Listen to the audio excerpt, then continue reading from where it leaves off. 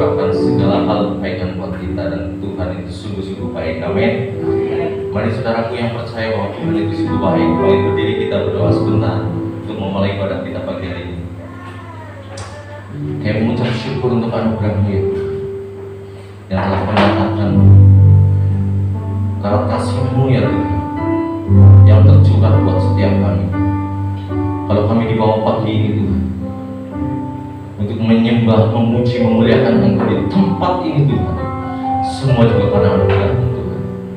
Kalau kami diajar oleh kebenaran firman-Mu, kalau kami diteguhkan oleh kebenaran firman-Mu, kalau kami ditegur Tuhan oleh Engkau lewat kebenaran firman-Mu atau kesaksian hamba-Mu Tuhan, biar pagi ini Tuhan, pagi yang membedakan Tuhan.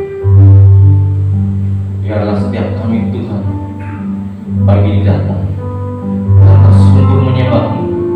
Terima kasih Tuhan, terima kasih. Kami siapkan hati Tuhan, kami siapkan hati kami ya Tuhan, dengan karpet merah kepada-Mu ya Tuhan. Tanda kami menyambut Engkau dengan segenap hati kami ya. Terima kasih Tuhan Yesus, terima kasih. Bertakhtalah Tuhan dalam setiap kehidupan kami, dalam nama Tuhan Yesus. Yang percaya bahwa Tuhan itu luar biasa, sama-sama katakan amin. Berkemuliaan untuk Tuhan saudara. Mari saudaraku kita sukacita pagi hari ini karena Tuhan sungguh baik, dan kita berkumpul hanya untuk memuji memuliakan Dia. Amin.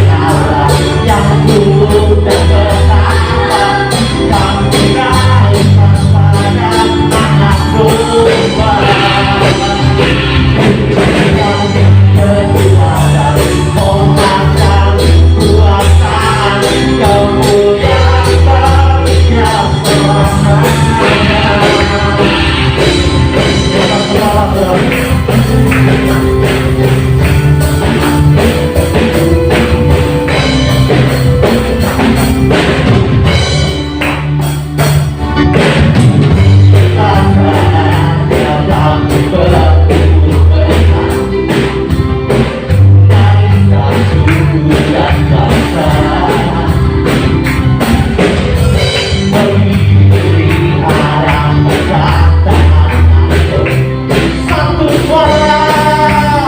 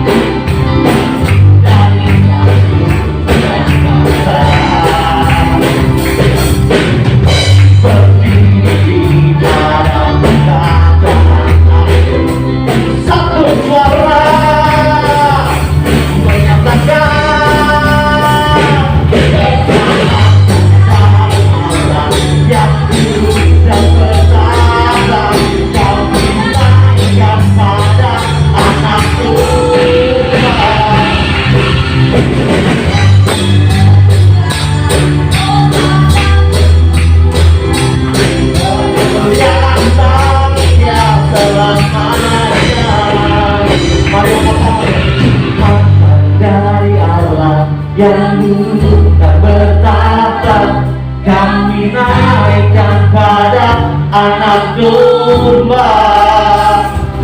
Pujian dan kekuatan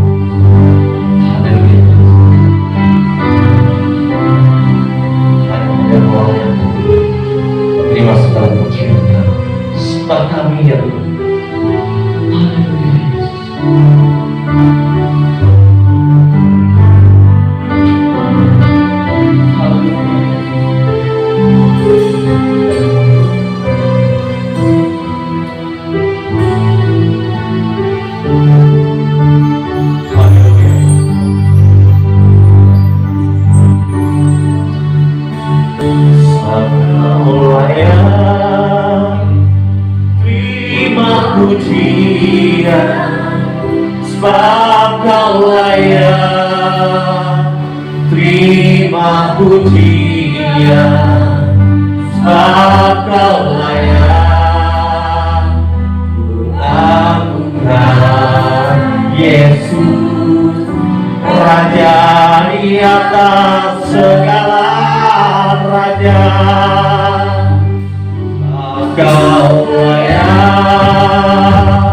terima pujian, sebab kau layak terima pujian, sebab kau layak lakukan Yesus, Raja di atas segala raja.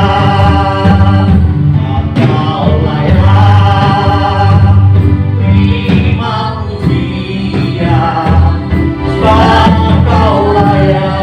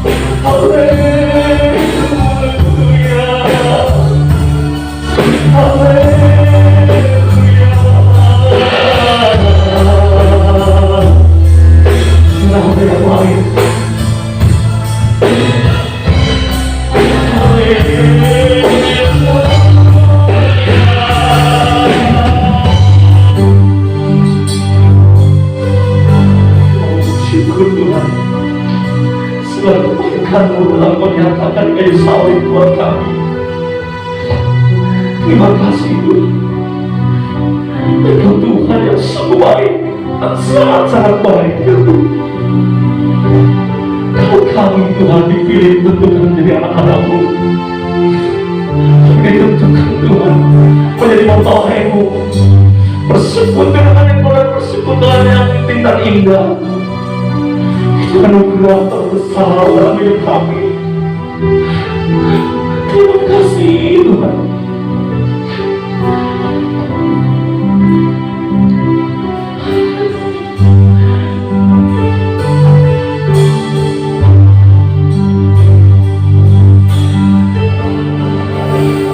Telah mati dan tinggalkan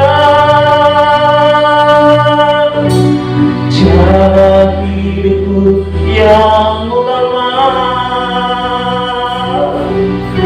semuanya sia-sia dan tak berarti lagi.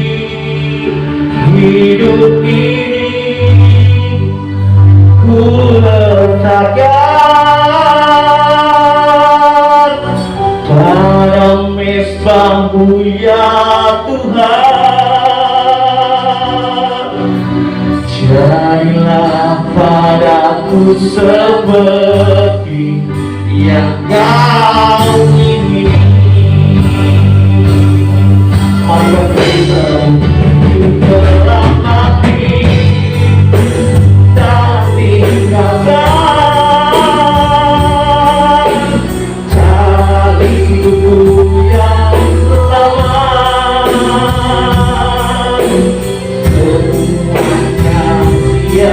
dia yang tak berarti lagi.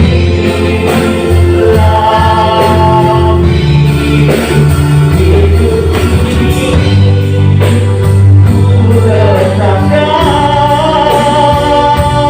dalam bentangmu ya Tuhan.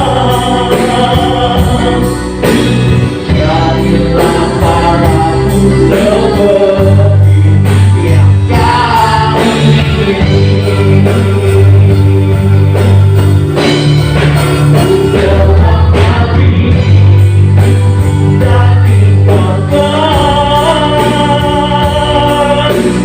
cara hidupku yang lama.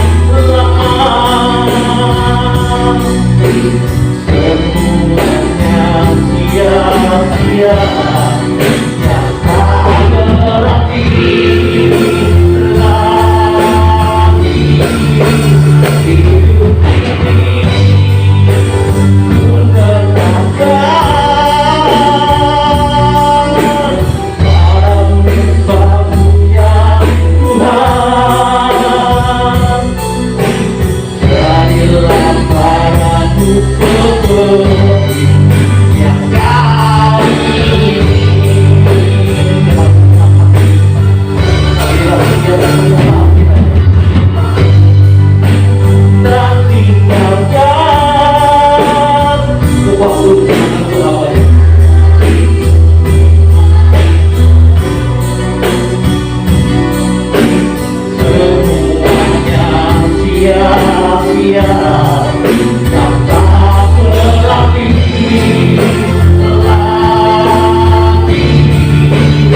Hidup ini ku letakkan dalam bentangmu ya Tuhan.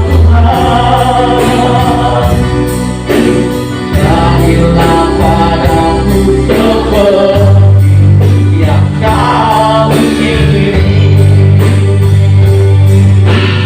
Jadilah padaku seperti yang kau ingini. Jadilah padaku seperti yang kau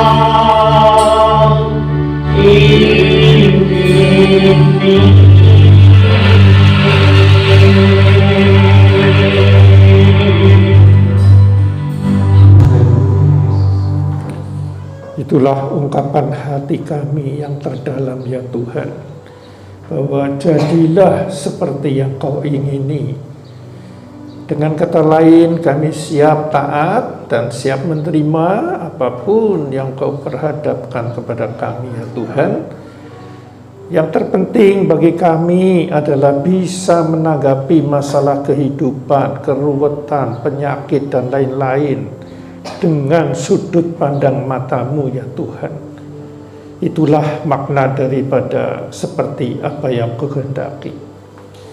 Terima kasih untuk pagi hari ini Kau singkapkan isi rahasia hati-Mu melalui firman dan melalui mulut bibir hamba-Mu ini, agar benar-benar kami yang percaya dalam nama-Mu benar-benar bisa berserah penuh dan bisa menjadi anak-Mu seperti yang Kau ingini ya Tuhan. Terima kasih Yesus Kristus. Kami siap membuka hati kami untuk menerima firman-Mu. Dalam nama Yesus Kristus yang siap, katakan amin. Shalom saudara. Pagi tadi ya saudara, saya dapat WA ya, kiriman tadi ya, sebelum berangkat ya. Isinya begini saudara: air mata tanpa memandang salib sama dengan putus asa. Sekali lagi, air mata alias penderitaan, manusia dalam penderitaan, entah sakit penyakit, keluarga, atau mau bangkrut dan lain-lain lah, sebagainya macam-macam, tanpa memandang salib adalah putus asa. Ya, jadi ingat ya. Nah, kedua, mengenal salib tanpa air mata sama dengan keangkuhan. Ya. Saya ulangi, mengenal salib tanpa air mata sama dengan keangkuhan. Jadi ini berpasangan ya. Yang pertama, air mata alias penderitaan tanpa memandang salib, hasilnya putus asa. Ya. Dan juga mengenal salib alias orang Kristen yang katanya mengenal Tuhan, tapi mendengar tentang salib tanpa dia mencucurkan hatinya, terenyuh sampai mencucurkan air mata karena kasihnya, itu sama dengan angkuh. Ya, keangkuhan alias tinggi hati, alias ya cuma hanya di teori saja mengenal Kristus, mengenal salibnya, tapi kenyataan hidupnya nggak mencerminkan orang Kristen yang mengakui salib Kristus sebagai bagian dari hidupnya. Nah, jadi sebetulnya ini saudara, kunci kekristenan ini saja ini. Ya, satu, apabila kita menghadapi masalah kehidupan apapun, peristiwa ini adalah yang berhubungan dengan ya materi, keluarga, dan sakit penyakit. Ya. Saat kita menderita sesuatu itu, cepat-cepatlah kita harus berbalik dari persoalan yang sedang kita hadapi, yaitu tiga itu, duniawi maksudnya keuangan, keluarga maupun sakit penyakit, cepatlah ya, berbalik saudara, ya, memandang salib. Ya, kalau tidak disebutkan stres terus saudara, putus asa saudara. Nah, kalau memandangnya masalah tersebut, yang sedang sakit, yang dimasak, aduh saya sakit terus, ya sakit memang gak salah saudara. Tapi kalau yang diungkapkan adalah masalah kesakitannya, kejenuhannya, kesepiannya karena sedang sakit, atau kalau sedang usahanya sedang bangkrut, istilahnya bangkrutnya terus, masalahnya terus. Ya. Ujung-ujungnya orang ini akan putus asa. Ya. Ini jelas sekali saudara. Sebab sebetulnya kekristenan ya ngajarnya ini. Ya. Tuhan datang ke dunia, mati di kayu salib, bangkit hari ketiga. Sebetulnya ini tujuannya supaya saat kita sedang menghadapi ujian, kita diberi kesempatan, akses untuk masuk berkomunikasi dengan Dia, Roh Kudus yang sekarang ada di dalam kita. Ya. Untuk berkomunikasi yang benar, sikap hati ini harus benar. Lepaskan dulu masalah itu, sakit penyakit atau apapun itu, atau suaminya nyeleweng, istrinya nyeleweng, dan lain-lain sebagainya. Lepaskan itu dulu. Fokuskan kepada salib Kristus. Salibnya lebih berharga daripada apapun yang saya hadapi. Ya, dalam dunia ini. Aku menghargai karyanya di kayu salib daripada apapun yang sedang saya derita. Ya, lah memang ini betul-betul saudara harus dengan hati. Nah, dan sadarilah bahwa persoalan yang sedang kita hadapi adalah sama dengan ujian supaya kita naik tingkat. Ya, bukan cobaan. Kalau cobaan itu sudut pandang iblis supaya kita jatuh dari pelukan Tuhan kepada pelukan iblis. Kalau cobaan begitu supaya kita gagal. Ya, tapi kalau dari sudut Tuhan, adanya masalah kehidupan apapun yang teruwet bagaimanapun adalah supaya kita naik tingkat sehingga kita tidak kurang suatu apapun. Dalam pengertian tidak kurang suatu apapun, ini bukan berarti materi ya. Dalam pengertian imannya itu sempurna. Jadi menghadapi apapun kita sudah ada kesiapan ya melalui ujian-ujian itu. Inilah yang paling sulit, saudara. Pengertian manusia ini untuk bisa balik ke situ sulit. Satu, karena memang manusia ini sudah jatuh dalam dosa, selalu inginnya apa yang dia ingini, ya, yang enak-enak menurut dia harus terlaksana. Kalau yang nggak enak sedang menderita harus pergi, diusir, ya. Nah, kalau seperti itu nggak ada rampungnya, saudara, ya. Karena apa? Karena akan muncul yang lain lagi selama kita hidup di dunia, ya. Muncul lain lagi masalah-masalah itu. Dan kalau kita menanganinya nggak tepat, yaitu tidak memandang salib tadi, nggak ada rampungnya, ya, sampai kita dipanggil Tuhan, ujung-ujungnya menjadi Kristen yang putus asa, kecewa sama Tuhan, ya. Karena di dalam minggu kemarin disebutkan Matius 11 ayat 6 jelas sekali, namanya Yohanes Pembaptis pun yang sama dengan saudara Yesus, yang sama dengan memberitakan Injil, memberitakan Yesus, membuka jalan supaya orang percaya Yesus. Jadi jasanya banyak sekali, saudara. Jasa rohaninya itu banyak sekali. Dan dari sudut kedagingan dia saudara, ya. Tetapi toh tidak ditolong oleh Tuhan. Nah, Yohanes Pembaptis saat itu bingung, saudara. Engkaukah Mesias yang akan datang atau aku nunggu yang lain? Dengan kata lain, Yohanes Pembaptis pun pernah mengalami kebimbangan. Ya, apakah benar engkau Mesias? Dari angannya dia, namanya Mesias akan menolong. Ya, yang dia menderita di penjara, ya dilepaskan karena saya kan sudah berjasalah, intinya begitu. Sudah memberitakan engkau. Kenapa engkau diam saja malah menolong yang lain? Nah, kita pun sering ya, saat kita fokusnya salah, bisa ngomel begitu, menggerutu. Sudah aktif ke gereja, sudah ini, sudah itu, baca firman ya sudah. Ya. Nah, kebanyakan kita hamba Tuhan kan begitu. Kalau ada masalah, ya sering nyembah Tuhan, fokus sama Tuhan, nyembah, baca firman, ya, dengerin lagu-lagu rohani. Oh ya benar, nggak salah.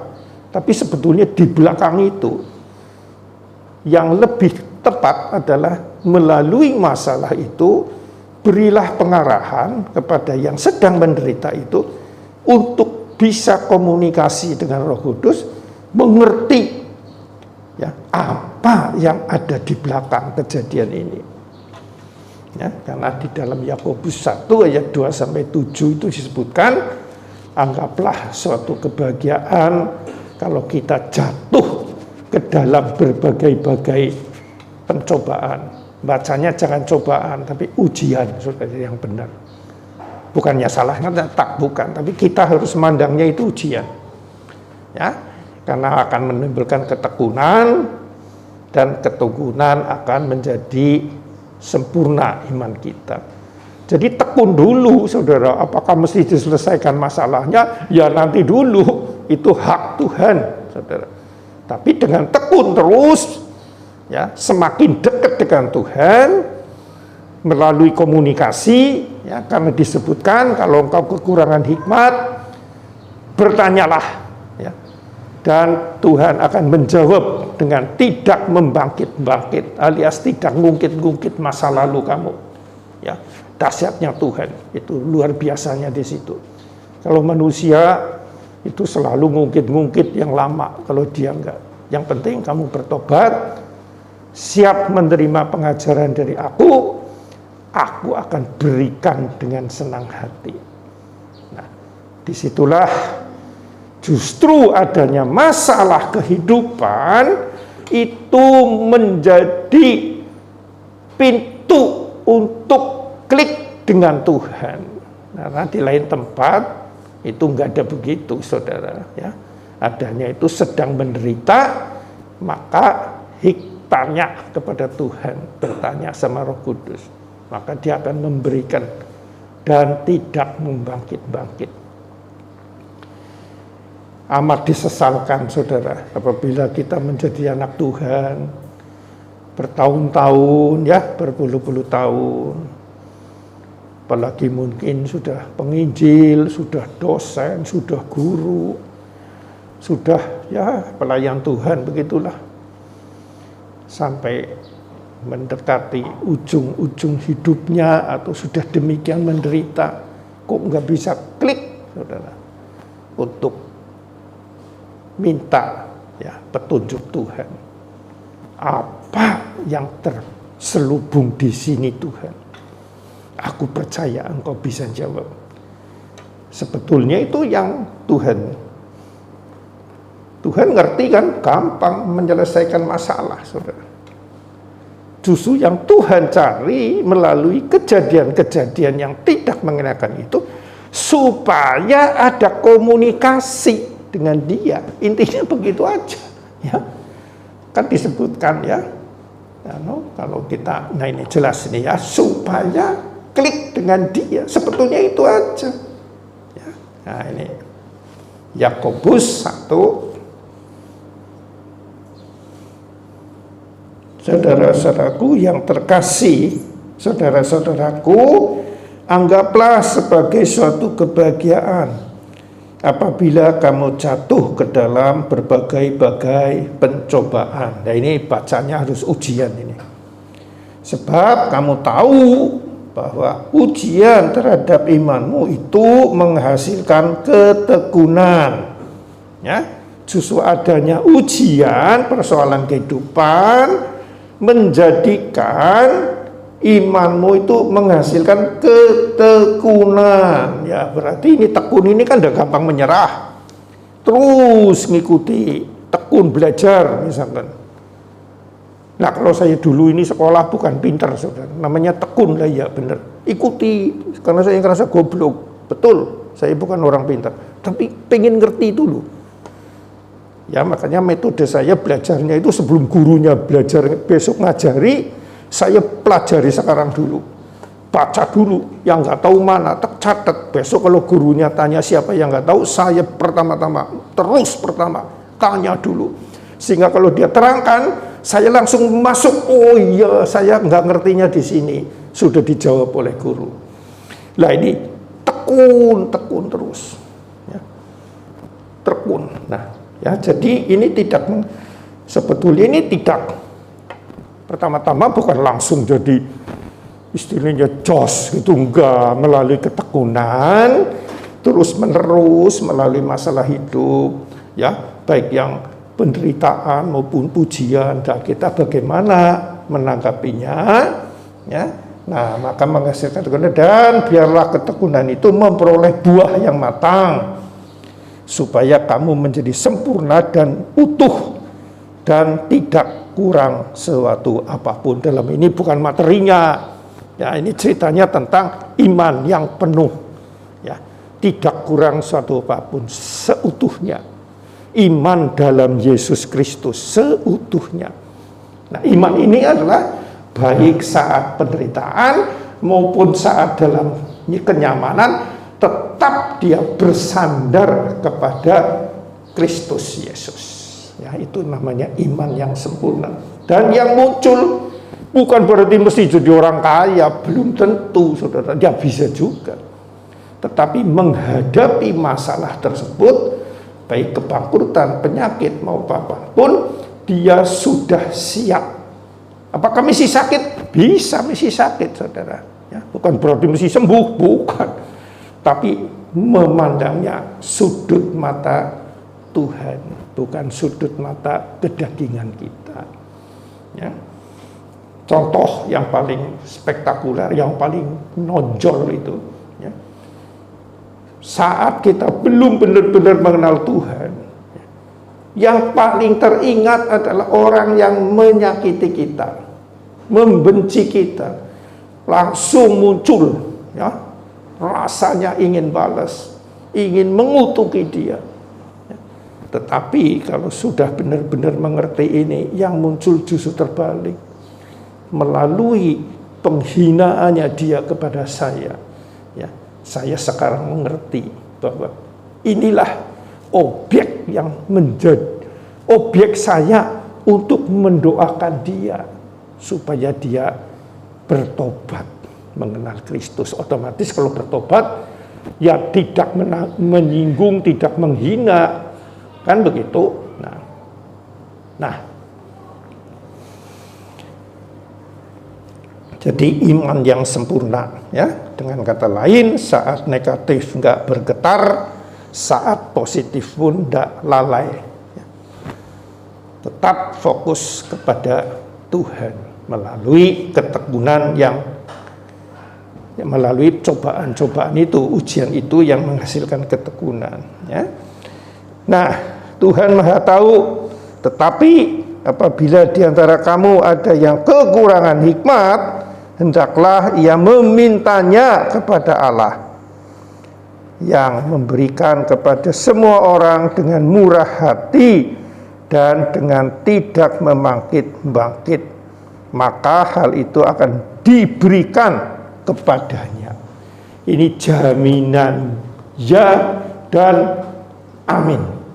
Kalau bingung, bertanyalah kepada Roh Kudus. Ini apa sebetulnya Tuhan kehendakmu terhadap masalah ini? Disesalkan sekali saudara, banyak yang nggak ngerti ini walaupun bacanya sering, ya. Wah, kasihan sungguh, ya. Saya ini belakangan bukan kasihan kepada orang miskin saudara, bukan, ya, bukan kasihan kepada apalah orang yang bermasalah, bukan. Yang paling kasihan itu adalah orang yang sudah bermasalah, ya, kok tidak mau menjumpai Tuhan. Nah itu, aduh, tetap yang dirasakan, aku ini begini begitu loh, lainnya salah semua, aku ini loh jelas ya sudah nyakiti aku, kok saya harus mencari hikmat apa lagi lah, ya. Kalau cara begitu ya nggak ketemu saudaraku. Yang jelas-jelas dia sakit begitu, saya bingung. Harus hikmat apa lagi? Yang penting saya minta Tuhan sembuhkan. Jadi cara-cara dunia saudara, memang bisa Tuhan sembuhkan. Tapi sebetulnya yang terdalam ini, ya. Ya, jadi siap-siap ya saudaraku. Bukan harus minta diuji, bukan saudara. Tapi ujian itu pasti datang.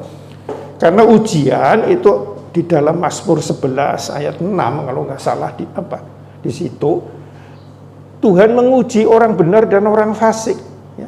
Orang sudah percaya Tuhan ya diuji, orang yang belum percaya dia diuji. Tujuannya apa? Untuk orang yang belum percaya supaya percaya karya Kristus penebusannya. Untuk yang sudah percaya supaya dia semakin klik dengan Tuhan. Ini di sini ini ya saudara. Di Yakobus ini nggak cerita akan disembuhkan atau akan menjadi tidak bangkrut, tidak ini loh. Cuma nanti imanmu akan sempurna. Ya, aku beritahu ya jalan-jalan kehidupan. Bagaimana engkau bisa makin klik dengan aku? Kan disebutnya gitu. Nggak ada cerita nanti jadi kamu konglomerat atau enggak ada ini saudara. Ya, enggak ada. Ya. Akan diberikan. Nanti kamu akan ngerti, ya, sebetulnya kehidupan di dunia ini, ya, menghadapi persoalan apapun, ya, sebetulnya kalau kita bisa memandang dari sudut rohani, itu adalah alat, ya, jalan untuk kita bisa kembali hubungan. Seperti di Taman Eden sebelum manusia pertama jatuh dalam dosa, ya. Jadi ada hubungan yang terus. Jadi salib Kristus itu sebetulnya puncak tujuannya adalah mengembalikan hubungan manusia yang telah putus, ya, mati rohani karena tingkah laku Adam dan Hawa itu, ya, dikembalikan melalui salib. dan dilaksanakan oleh Yesus Kristus. Nah, itu salib Kristus dipakai oleh Allah untuk menyelesaikan kehendaknya kepada manusia. Nah, persoalan kehidupan ya, digunakan harusnya ini ya, dipakai oleh manusia untuk mengembalikan hubungan itu ya, dari Allah menggunakan salib turun ke dunia untuk supaya anak-anaknya yang telah jatuh dalam dosa oleh karena Adam kembali kepada Dia. Saya sudah menyiapkan salib dan kebangkitan termasuk di situ. Tetapi kalau si anak ini tidak ngerti, cuma amin-amin tok, ya, nggak mengerti, ini juga nggak ketemu-ketemu. Ya, karena dalam masalah ini, ya, kalau manusia nggak pernah, ya kebanyakan sih semua pernah mengalami masalah, nggak ada yang nggak ada. Dengan adanya masalah itu, justru dipakai untuk menyambut salib yang dari Tuhan. Amin, saudara. Ini penting sekali ini. Jadi tidak cukup Yesus tuh turun ke dunia baik hati, salib, bangkit, sekarang ada di dalam kami. Oh ya, amin. Tapi nggak cukup. Kita pun harus menyambut Dia melalui apa? Bukan aminnya, ya. Bukan hanya sekedar percaya di mulut, tetapi saat menghadapi masalah itu kita mau sesuai firman ini, bahwa inilah supaya amin saya menjadi kenyataan. Klik. Ya. Begitu. Gampang apa sulit? Gampang bagi yang sudah klik. Ya. Tapi sulit bagi orang yang belum klik. Nah, sekarang kita masuk yang kedua. Ya, jadi ini yang pertama ya, salib, ya, penderitaan alias air mata tanpa memandang salib, putus asa. Ya. Jadi mandang salib terus. Ya, kasih Tuhan yang demikian besar padaku. Dia mati menebus dosa-dosaku dengan membayar mahal darahnya. Aku percaya itu, dan sekarang aku di dalam Dia, Dia di dalam aku. Dan Dia memberi kesempatan untuk aku bertanya, berkomunikasi kembali dengan Dia melalui masalah ini. Ya. Aku bersyukur. Walaupun jelas masalahnya belum terjadi. Ini menjadi tidak putus asa, tapi kalau tidak, kita pasti putus asa. Yang disesalkan, kalau sampai kita dipanggil Tuhan, kok masih punya pemikiran seperti ini? Waduh, cilaka banget. Aku tidak mengenal Engkau. Bisa dijawab begitu nanti. Ada sih yang berseru kepada Tuhan, Tuhan, ya, dan tidak semua orang yang menyeru nama Tuhan, ya. Tapi nanti dijawabnya, aku tidak mengenal Engkau. Tidak semua yang menyeru, ada ayatnya. Baik di Matius 7 ayat 21-23 maupun di Lukas 6 ayat 46 di daerah situ. Jelas. Ya. Tidak ada hubungan maksudnya. Ya. Karena orang memanggil belum tentu mempunyai hubungan. Nah, ini hubungan dengan Tuhan melalui masalah itu yang tadi itu akan dijawab dengan tidak membangkit-bangkit. Pasti dijawab, asal jangan bimbang. Nah, di Yakobus disebutkan, jangan bimbang. Pasti Tuhan menjawab. Nah, itu yang pertama ya, dari sudut air mata atau penderitaan. Sekarang yang kedua. Juga mengenal salib tanpa air mata adalah keangkuhan. Nah, ini juga mubazir lagi, saudara. Ya. Mengenal salib katanya, ya percaya Yesus. Ya. Tapi kok nggak ada gimana ya, hatinya nggak hancur gitu ya. Ya. Kalau kita sedang merenung yang namanya salib Kristus, demikian kasihnya yang luar biasa. Nggak bisa dengan uang seberapapun. Saya orang yang bobrok begini, kok iya bisa ya Tuhan menyerahkan dirinya untuk aku? Luar biasa kasih Tuhan. Ya. Saat kita merenungkan itu hancur hati. Dan dengan sendirinya mata berkaca-kaca. Ya. Bukan karena sedih dihianati suami atau istri, atau sedih karena bangkrut, atau mau bangkrut, atau karena sakit penyakit, bukan. Ya. Alias kaca-kacanya itu, berkaca-kacanya karena hancur hati. Ya. Demikian kasih-Mu Tuhan, luar biasa sekali. Ya. Kamu rela mati di kayu salib, bukan hanya rela mati di kayu salib, juga bangkit hari ketiga. Sekarang ada di dalam aku, siap untuk menjalankan apa yang kita serahkan kepada Dia. Ya. Aku tidak mampu Tuhan. Ya. Misalkan dalam masalah penderitaan tadi, aku nggak mampu Tuhan. Rasanya aku nggak bisa melepaskan pengkhianatan suamiku kepada aku. Ngomonglah kepada Roh Kudus yang sudah ada di dalam kita. Dia sudah siap menolong ya, untuk kita bisa lepas dari masalah itu. Ya. Bukan berarti suami kita harus nantinya bertobat sih, nanti dulu.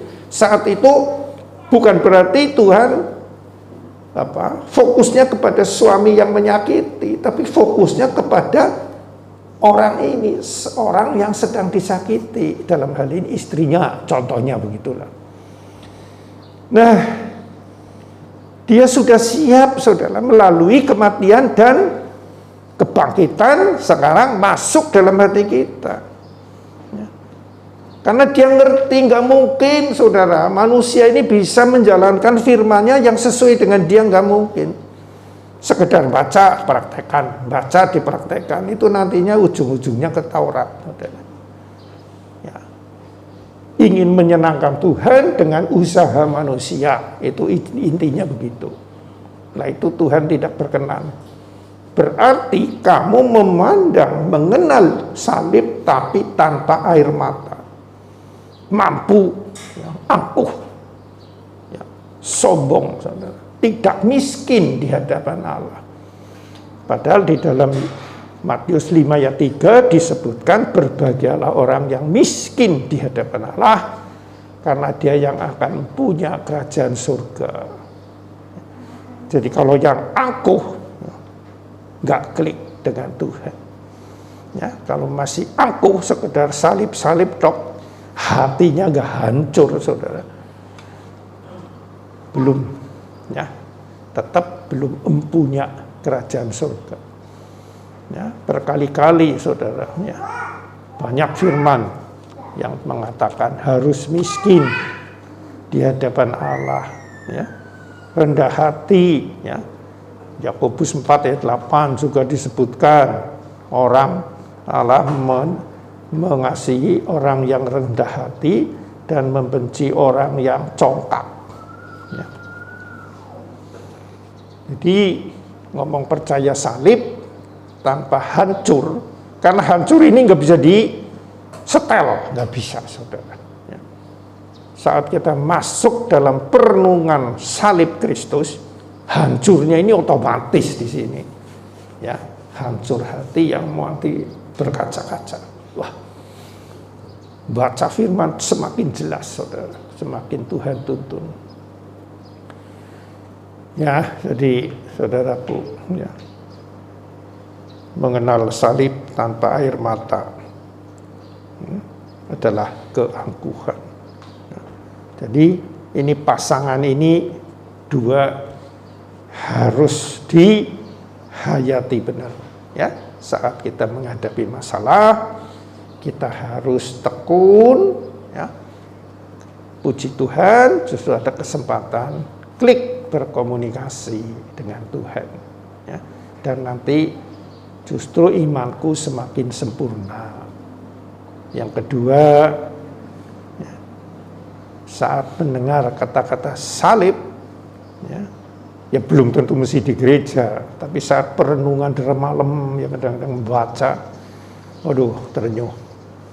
Ya, itu yang harus otomatis kalau terenyuh, ujungnya harus rendah hati. Ya, otomatis itu rendah hati bukan diusahakan, saudara. Juga miskin di hadapan Allah itu bukan usaha, bukan aku miskin, aku nggak bisa apa-apa. Semua orang juga bisa ngomong begitu, tapi itu sikap hati. Dampak daripada hancurnya hati karena kita menikmati dan menghargai salib Kristus itu. Ya. Ini harus ngerti ini pasangan ini ya, saudara. Jangan kita sampai terbawa dengan pengajaran-pengajaran yang lain, saudara, yang ke arah manusia sentris atau duniawi sentris atau hal-hal yang fana ini, tapi fokuskanlah kepada Tuhan. Itulah nanti kita akan mencapai suatu titik tertentu di mana kita bisa menikmati persekutuan yang intim. Ya. Masalah boleh terjadi, ya mungkin sakit penyakit bisa terjadi, mungkin kebangkrutan bisa terjadi. Apapun bisa terjadi. Tetapi kalau aku sudah punya pegangan ya, dalam Roh Kudus, aku percaya semuanya ini baik, walaupun secara mata tidak baik. Ya. Nah ini hanya bisa kalau kita mau membuka hati untuk menerima pengajaran Injil kasih karunia. Ya, Injil kasih karunia ya. Karena ternyata banyak yang Injilnya bukan Injil kasih karunia, dengan kata lain Injil yang lain. Nah itu menjadi pusing terus, saudara. Harus menerima Injil kasih karunia. Nah, contohnya ya, Galatia 1, saudara, yang seperti kemarin di Zoom itu saya bedah ya, terangkan. Dari Paulus, Galatia 1 ayat 1 sampai 5. Seorang rasul bukan karena manusia, juga bukan oleh seorang manusia, melainkan oleh Yesus Kristus, Allah Bapa yang telah membangkitkan dia dari antara orang mati. Jadi kita harus seperti Rasul Paulus. Ya. Aku percaya ya, sebagai anak-Mu ya Tuhan, bukan karena usahaku sendiri, tetapi karena aku percaya akan karya-Mu di kayu salib dan Engkau yang memilih aku. Ya. Jadi kita bisa percaya Tuhan itu adalah memang kita ada hati untuk merespon, tapi Dia yang sudah milih kita dulu. Ya, ini penting sekali, saudara. Ya, jadi bukan kehebatan kita, wah hebat saya, ya bukan. Hanya mungkin responnya ada yang cepat, ada yang pelan. Tapi intinya adalah Tuhan sudah memilih kita. Dia sudah mati saat kita masih berbuat dosa. Ya. Dan ini saudaraku, yang telah membangkitkan dia dari orang mati. Ya. Ini nggak ditulis menebus dosa ini. Tulisannya ini langsung membangkitkan dia dari orang mati. Ya. Karena ini sebetulnya Injil memang betul. Dia mati di kayu salib, menebus, mengampuni dosa manusia, benar. Tapi ini baru awal. Goal-getternya, tujuan akhirnya adalah dia bangkit mengalahkan maut, masuk ke dalam hati orang percaya untuk mampu mentaati firman-Nya dan mengerti kehendaknya melalui Roh Kudus yang ada di dalam kita. Kita cukup berserah. Maka ibadah yang sejati bukan datangnya banyak ke gereja atau banyaknya baca firman, tetapi mempersembahkan hidupmu, tubuhmu, segala sesuatu itu berserah kepada Dia. Karena kita telah mati disalib bersama Dia 2000 tahun yang lalu, saudara. Itu ibadah sejati. Ya. Kalau nggak ketemu-ketemu. Kalau berusaha mati ya nggak bisa, karena berarti belum mati. Ya belum mati, ya belum mengakui Yesus Kristus menebus dosa kita. Itu Roma 6 ayat 6. Sekarang buka coba ini. Ya. Roma 6 ayat 6. Baca ya bersama-sama. 2, 3. Karena kita tahu bahwa manusia lama kita telah turut disalibkan supaya tubuh dosa kita hilang kuasanya, agar jangan kita menghambakan diri lagi kepada dosa. Manusia lama kita sudah mati belum? Sudah. Amin. Ini tulisan, ini fakta ilahi, saudara. Kalau fakta ini, dunia ini, nggak bisa terima, nyatanya masih hidup, ya, ke bawah sana, ke bawah sini, ya, lihat mobil mewah tuh ke bawah, ya, melihat rumah bagus, wah kalau bisa saya miliki. Nah ini belum mati. Ya. Nah kalau kita percayanya kepada yang dilihat, termasuk tadi lagi sakit, lagi dikhianati, yang dilihat.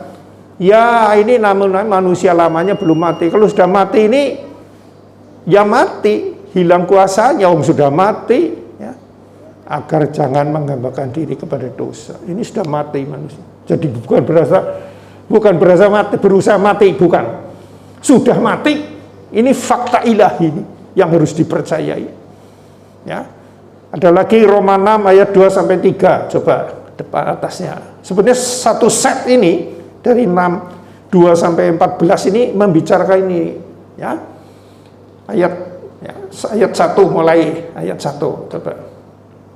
2, 3. Jadi, jika demikian, apakah yang hendak kita katakan? Bolehkah kita bertekun dalam dosa, supaya semakin bertambah kasih karunia itu? Ayat 2, 3, sekali-kali tidak. Bukankah kita telah mati bagi dosa? Bagaimanakah kita masih dapat hidup di dalamnya? Ayat 3. Atau tidak tahukah kamu bahwa kita semua yang telah dibaptis dalam Kristus telah dibaptis dalam kematiannya. Ini bukan baptisan air, saudara. Ini baptisan roh. Sudah percaya dalam hati. Mungkin belum dibaptis secara air. Atau orang yang dibaptis air belum tentu sudah mengalami ini.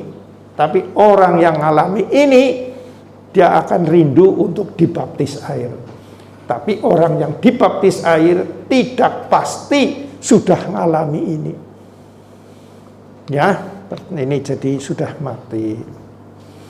Ya, jadi kita sebetulnya seperti menyerah. Dalam Roma 12 ayat 1 yang disebutkan ibadah yang sejati mempersembahkan tubuh, ya, hidupmu. Sebetulnya kita hanya mengaminkan ini. Bukan berusaha menyerahkan hidup, bukan, nggak bisa. Mengaminkan ini, amin. Aku telah mati. Ya, itu yang Roma 12 ayat 1, bukan usaha kita. Sangkal diri, pikul salib. Oh, zaman Yesus hidup di dunia benar. Tapi sekarang enggak begitu. Kita cukup percaya ini. Ya. Amin. Maka Roma 12 ayat 1 terjadi pada diriku. Karena kita mengaminkan ini. Penyerahan itu bukan usaha manusia, tetapi percaya akan fakta ilahi bahwa aku telah mati. Manusia lamaku maksudnya, ya. Secara tubuh masih hidup, ya. Nah, itulah Injil kasih karunia, saudaraku. Ya. Dan kapan-kapan saya terangkan lebih jauh lagi ya tentang Injil kasih karunia ini. Ya. Injil kasih karunia itu intinya, ya. Ada penderitaan, justrulah untuk supaya klik. Dan katanya percaya salib, tapi tanpa hati yang hancur, itu adalah sama dengan sia-sia, saudara. Oke, kita tutup Alkitab kita, ya. Kita melanjutkan ya hari ini dengan perjamuan kudus. Ya. Sekali lagi memperingati adalah remember, alias kembali menyatu dengan pengalaman itu. Ya, bukan hanya sekedar memperingati dalam arti hanya di otak saudara atau di mulut, tetapi benar-benar dalam hati kita menyatu, ya, menyatu kembali, ya, pengalaman atau tindakan Yesus waktu itu mati di kayu salib. Ya. Sekarang tiba saatnya Tuhan kami diingatkan kembali di mana kami telah menerima berkat yang melimpah dari Engkau, karena kami telah dikembalikan ke dalam Taman Eden, di mana Engkau telah menyiapkan segala macam-macam tumbuhan maupun binatang untuk kami nikmati ya Tuhan. Dan sadarlah kepada kami hanya sebagai pengelola bukan pemilik, dan juga kami diberi hak untuk menikmati itu semua. Untuk itu kami bersyukur ya Tuhan. Saudaraku yang kekasih dalam Yesus Kristus Tuhan, kita menutup ibadah pagi hari ini, kita pulang dengan hati yang bersyukur karena telah menerima berkat yang melimpah dari Allah Bapa, kasih karunia dari Yesus Kristus yang dinyatakan dengan kematian dan kebangkitannya dari kayu salib, dan juga penyertaan Roh Kudus dalam hati kami masing-masing untuk sekarang sampai selama-lamanya. Itulah berkat yang paling luar biasa yang bisa disediakan oleh Bapa Sorgawi kita, dan kita telah menerimanya dan menikmati dalam setiap saat. Terima kasih Tuhan, dan di dalam nama Yesus kami percaya hal tersebut dan telah menerimanya dengan ucapan syukur. Yang percaya katakan amin.